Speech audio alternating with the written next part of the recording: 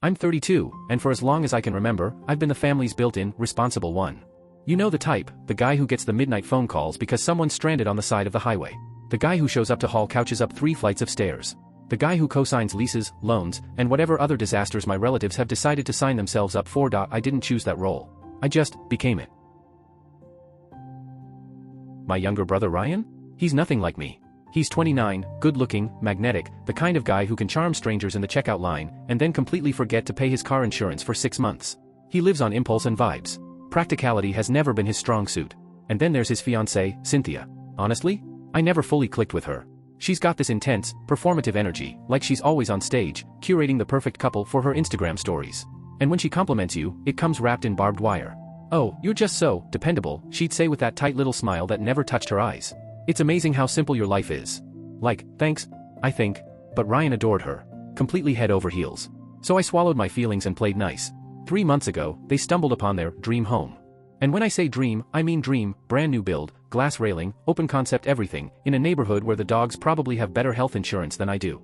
There was no universe in which these two could afford it. Predictably, the bank agreed. Their income wasn't enough. Their credit wasn't enough. Their savings? Non-existent. So Ryan sat me down, looking like he was about to propose to me instead of her. "Bro," he said, clasping his hands together like he was praying. "I need you to co-sign. Just to help us get approved." Not going to lie, my stomach dropped. We weren't talking about a car or a student loan. This was a massive mortgage. If anything went wrong, I'd be on the hook for 30 years. I told him I'd think about it. And the first thing I did was take the paperwork to a lawyer, because unlike Ryan, I don't make life-altering decisions based on vibes. The lawyer skimmed everything and said the bank's contract was standard. Then he gave me advice that honestly felt like overkill at the time. "When it comes to family and money," he said, "you need a separate, personal agreement. Not for now, for when things go wrong." He drafted a simple 1-page document. 2 major points. 1. If Ryan and Cynthia ever defaulted, and I had to step in to pay, I could take over their equity for whatever amount I covered. 2. A clause he called his CYA special, cover your ass. Basically, my guarantee only stood as long as we all maintained mutual respect and good faith. Any defamation, harassment, or malicious falsehoods, I could pull out immediately. I remember laughing, thinking it was dramatic. But I signed it. Ryan signed it. Cynthia signed it. We all did it in front of a notary like proper adults. The bank approved the loan. They celebrated like they'd won the lottery. I felt relieved, honestly. I thought this was it, the end of the stress. I could not have been more wrong. Fast forward to last weekend. We were all at a family barbecue. Sun was out, grill was going, kids were running around, typical wholesome afternoon. I was chatting with some cousins when Cynthia wandered over with a drink in her hand. She looked tipsy. Or at least more flirtatious than usual. She got way too close. Put her hand on my forearm. Her perfume hit me like a wave. "You're always so serious," she said, tilting her head, smiling in that coy way she uses when she's performing. "You should relax. Have a little fun." I froze. It felt wrong. Too intimate. Too rehearsed. I laughed awkwardly, stepped away, and said something like, I'm gonna grab a drink. And that was it. I thought it was just Cynthia being Cynthia. Annoying, but harmless. 2 days later, my phone absolutely detonated. Ryan sent me the longest, angriest text I've ever received in my life. It was paragraphs of rage, like he'd been rehearsing every line. According to him, Cynthia had broken down sobbing, claiming I'd been hitting on her for months. She said I'd cornered her at the barbecue and whispered that she deserved a real man, one who could take care of her financially. She even claimed I'd suggested she leave him. The accusations were so specific, they felt designed, crafted, weaponized. And then everything made sense. All the little digs she'd made about me being judgmental or too involved. She'd been laying a trail, setting the stage, preparing Ryan to believe the worst version of me. I tried calling him. Straight to voicemail. Tried again. Nothing. Then came the final text. "I can't believe you do this. Just stay away from us." 32 years of being brothers, and he cut me off like deleting a spam email. And the thing is, I didn't even feel angry. The emotion that washed over me was colder, steadier. Like a final puzzle piece clicking into place. Cynthia didn't want me gone, she wanted me gone but still financially supporting their lifestyle. She wanted the house. She just didn't want me in the picture. So I picked up my phone. I texted one word back. Done. Then I called the mortgage officer. Due to a serious and unexpected personal conflict, I said calmly, "I'm withdrawing my name as guarantor for Ryan and Cynthia's loan." The advisor went silent for a long moment. "Sir, this will almost certainly lead to their application being denied." "I'm aware," I said. I hung up. Blocked Ryan. Blocked Cynthia. Sat in the dark of my apartment, staring at the ceiling, trying to sleep. I had no idea what kind of storm was about to hit. Because the next morning, everything exploded. The silence lasted 3 full days. 3 days where I kept waiting for some official letter from the bank, or maybe an email telling me the withdrawal had been processed. 3 days where I thought, okay, maybe the dust has settled. But on night 3, just as I was getting ready for bed, someone started hammering on my front door like they were trying to break it down. It was 10 p.m. and the banging wouldn't stop. I walked up to the peephole, half expecting the police, half expecting a raccoon with anger issues. But no. It was Ryan. He looked awful, like he hadn't slept in a week. Eyes red, hair sticking up in every direction, pacing on my welcome mat. I opened the door and didn't even say anything. I just stood there, waiting. "What did you do?" he croaked, voice cracking, like he was on the edge of falling apart. Before I could answer, he pushed past me into my living room, breathing hard, chest heaving. "I did exactly what you told me to do," I said calmly, closing the door behind us. "I stayed away. The bank called," he snapped. "They said the loan's denied. They said you withdrew your guarantee. You torpedoed everything. Why would you do that?" I stared at him, stunned at how genuinely confused he looked. The sheer lack of self-awareness was almost impressive. "Ryan," I said slowly, "you said I was trying to steal your fiancée. You told me to stay away permanently. And now you're confused why I pulled out of a six-figure commitment tied directly to your lives." That was personal stuff," he stammered, raking his hands through his hair. He started pacing like a trapped animal. "Cynthia was upset. She's sensitive. Maybe she overreacted. But you don't destroy someone's future over a fight." "A fight?" My voice actually cracked into a laugh. "A fight is arguing about who's helping Dad clean the gutters. What Cynthia did. That was a full-blown character assassination. And you backed her without even asking for my side." His phone buzzed. He glanced down, and Cynthia's name lit up the whole screen. I could hear her voice through the tiny speaker, frantic, breathless. "Is he fixing it? Tell him to fix it. Make him call them. We need that house, Ryan." I watched his face shift. The panic drained out. And something colder took its place. He hung up, looked at me, and said in this low, forceful tone I'd never heard from him. "You have to call the bank. Tell them it was a mistake. Tell them you acted emotionally. Fix it." No. I didn't raise my voice. I didn't explain. I just let the word drop between us like a hammer. Ryan blinked. "What do you mean no?" "I mean no," I repeated. "It's done. I'm not a utility you switch on and off depending on what you need. You can't treat me like I'm a threat one day and your walking checkbook the next. You wanted me out of your life? This is what that looks like." For a split second, I saw my actual brother again, the goofy kid I grew up with. He looked scared. Small. Like the reality was finally catching up. But then that expression vanished, replaced by the tight, angry mask Cynthia had practically molded onto him. "So you're just gonna let our dream die like that?" he said, voice trembling. "All because you're being spiteful?" "My spite didn't blow up your dream," I said softly. "Your choices did. Cynthia's lies did. I'm not killing anything, I'm just stepping out of the smoke you two set yourself on fire in." He didn't respond. He just walked out, slammed the door behind him so hard the frame rattled. The next morning, my phone lit up at 8 a.m. sharp.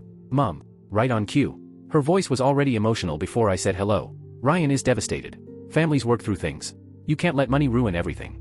Ah, yes, the traditional guilt trip breakfast special. I saw it coming, but it still stung more than I wanted to admit. The only thing I didn't fully brace for was the fallout hitting my girlfriend, Laura. Laura has been my rock through all of this, furious for me, frustrated with the situation, doing everything she can to be supportive.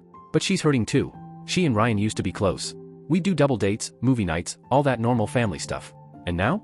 Mutual friends, people who've only heard Cynthia's warped version of the story, have started texting Laura. Asking if she's okay. Asking if she feels safe with me. And yeah, that one hit me like a sucker punch. My logical, calm decision created chaos I didn't see coming, emotional shrapnel hitting the people I love most. And that part?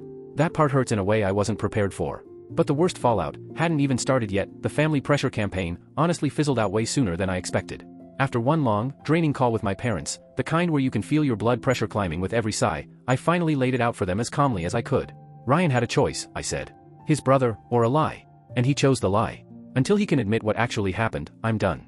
Not just financially, all of it. They didn't like hearing that. Not even a little. But they heard the finality in my voice. They understood there was no negotiation left. Cynthia, on the other hand? She was just hitting her stride. That woman launched a smear campaign so fast and so polished, you'd think she had a PR team on standby. Suddenly she was telling everyone, friends, extended family, people who barely know us, that I was jealous, unstable, erratic. That I had always had a problem with her. That I sabotaged the mortgage to punish them for being in love. In her twisted version of reality, she was the fragile victim, Ryan was her noble protector, and I was the villain brother who snapped one day and destroyed their future out of bitterness. And the worst part? People believed her. More people than I want to admit. That's when things escalated from irritating to terrifying. About a week ago, I got a certified letter in the mail. You know the kind, the envelope that already feels like trouble the second you touch it. My stomach dropped. I opened it. And sure enough, it was from a law firm. It wasn't just some stern warning either. It was aggressive. Full legal intimidation mode. They demanded I reinstate my guarantee immediately, claiming that my abrupt and malicious withdrawal was, get this, tortious interference with their building contract. They threatened to sue me for the lost deposit and significant emotional damages. Emotional damages. From me, for not offering up my financial life as tribute. For a full day, I was in quiet, suffocating panic. I sat in my car after work, reading the letter for the 10th time, feeling like my insides were sinking. This wasn't what I expected. I'd made a clean, rational decision to protect myself, and now Cynthia was dragging me into a legal mud pit I had zero interest in entering. And for one shameful moment, I actually considered giving in. Just calling the bank and fixing everything. Just to make the noise stop. That's when Laura found me. She slid into the passenger seat, saw the letter shaking in my hands, and gently pulled it away. She read through every line, her eyebrows climbing higher and higher. Then she looked at me and said, very simply, "They're bluffing." I stared at her, confused. "No one," she continued, "gets to lie about you, slander you to friends and family, and then sue you because you refuse to give them money. Do you really think they told their lawyer the whole story?" Her question hit me like a bucket of cold water. Of course they hadn't. No lawyer on earth would have recommended this if they'd known all the facts. That thought snapped me back to reality. I went home, dug through my filing cabinet, and pulled out the notarized agreement, the one my attorney drafted months ago. The one Ryan skimmed without a second glance. The one with the mutual respect and good faith clause. The clause Cynthia detonated the second she made her little false accusation performance. I scanned the document at high resolution. Then I pulled up my phone and found the text message from Ryan, the one where he told me to stay away. I circled the date and timestamp like a middle school English teacher grading an essay. Then I compiled both into a single, very clean PDF. I didn't send it to the law firm. Why play on their turf? Instead, I emailed it to my parents. Subject line, the full story. The message was short, but it carried all the weight of the last few months. Mom, Dad, you've been asking why I pulled out of the mortgage. Attached is a legal agreement Ryan and I both signed. His text telling me to stay away violated the good faith clause. He broke our agreement before I ever called the bank. I didn't do this out of spite, I did it because I had to protect myself. I'm sorry you're caught in the middle. I hovered over the send button for a moment. My hands were shaking, not with fear, but with exhaustion. With the weight of everything that had been piling up. Then I clicked send. And all that was left to do was wait. The reply I eventually got changed everything. The silence stretched for 2 full days. 48 hours where my phone didn't buzz, didn't blink, didn't do anything except sit there like a brick of unresolved tension on my desk. I kept waiting for the next blow, another accusation, another guilt-trip voicemail, maybe a lawyer threatening to garnish my soul. Instead, late on the second night, my dad called. His tone wasn't angry anymore. Not disappointed. Not frustrated. Just heavy. Like he was carrying something he didn't know how to put down. "I got your email," he said quietly. "Your mother and I read everything. We didn't understand. Why didn't Ryan tell us he signed something like that?" I almost laughed. A sad, exhausted laugh. "Because he probably forgot," I said. "And because the agreement proves he wasn't telling you the truth." My dad didn't argue. He just exhaled. "He's coming over here tonight," he said. "We're going to talk." And that talk, as it turned out, was the end of the line for Cynthia's version of reality. My dad isn't the emotional, heart-on-his-sleeve type. But he is a man of principle. He believes in evidence. In accountability. In owning your mistakes. So when he sat Ryan down and put the notarized agreement in front of him, with his own signature staring back, and then showed him the screenshot of his text telling me to stay away. Well, the story didn't just crack. It collapsed. Ryan admitted everything. I had never hit on Cynthia. Never made her uncomfortable. Never said anything remotely inappropriate. The whole lie, the meltdown, the accusations, the victim routine, was Cynthia's idea. She needed space. She felt I was too controlling because I gave them financial advice they didn't like. So she decided to manufacture a rift. And Ryan? He went along with it. He thought I'd just get hurt, maybe yell, maybe pull back a little. Then things would calm down, and they'd get the house and their perfect little life, and nobody would be the wiser. He never imagined, not for a second, that I would actually withdraw my guarantee. Actions have consequences, especially when mortgages are involved. The next day, my parents went to Ryan and Cynthia's apartment. The bank had officially killed the loan. Their deposit was gone. Thousands, down the drain. My mom later told me what happened. It was ugly. Cynthia tried to do the whole trembling lip act again, sobbing about how everyone was attacking her and how she needed support, not judgment. And my mom, the same woman who had pushed so hard for us all to talk things out, just broke. She didn't yell. Didn't deliver a dramatic speech. She just looked at Cynthia, eyes filled with tears, and asked, "How could you do this to our family? How could you do this to him?" And that was it. The legal threats disappeared. No more letters, no more demands, no more lawsuits. Nothing. Ryan and Cynthia are still together, but from everything I've heard, their relationship is an absolute dumpster fire. Resentment, blame, fights that spill out into the hallway. They're still stuck in that cramped apartment, bleeding money and bitterness after losing their chance at the house. Their dream died. But nobody won.